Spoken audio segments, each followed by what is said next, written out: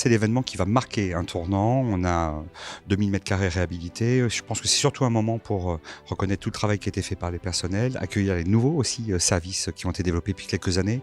Et donc un moment comme celui-là marque un petit peu, historiquement parlant, dans la durée, en effet, ce changement fondamental du JPFCIP depuis quelques années.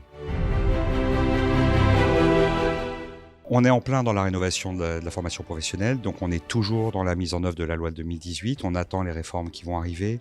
Globalement, aujourd'hui, c'est comment développer l'ensemble des actions de formation professionnelle, que ce soit par le biais de la VAE, des bilans mobilité, de l'apprentissage, de la formation des demandeurs d'emploi, donc tous les champs traditionnels sur lesquels le GIP se développe et obtient aujourd'hui des résultats extrêmement satisfaisants. Et puis, au final, on a le soutien dans le plan de relance France 2030 concernant la réindustrialisation des Hauts-de-France.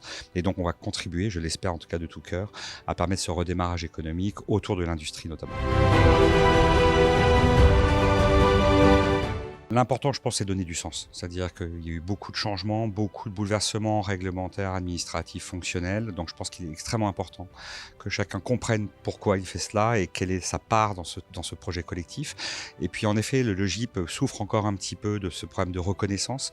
Mais c'est aussi extrêmement important de bien rappeler que le GIP est rattaché à l'académie, à l'éducation nationale, et donc de le repositionner auprès des établissements en soutien à la politique voulue par Madame le recteur au niveau de la région académique. Il y a un gros enjeu de communication. Ça fait 2 ans maintenant que nous avons un service de communication régional. Mais il ne faut pas oublier que le GIP ne travaille pas pour lui.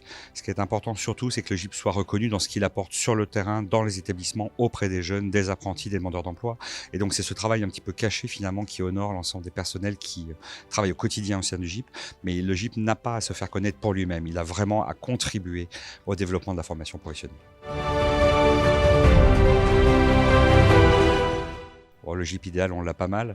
On est presque arrivé à un GIP aujourd'hui reconnu et compétent sur l'ensemble de ses champs de compétences, ça c'est sûr. Le GIP dans 10 ans, je répondrai une fois qu'on aura la réforme qui aura été mise en œuvre. En tout cas, on aura un GIP dans 10 ans. Il sera, je l'espère, toujours pivot et acteur fédérateur de la transformation de la voie professionnelle. Il bougera certainement dans ses missions comme il a fait depuis 3 ans, mais il a montré depuis 3 ans sa capacité d'adaptation et ça, c'est l'essentiel.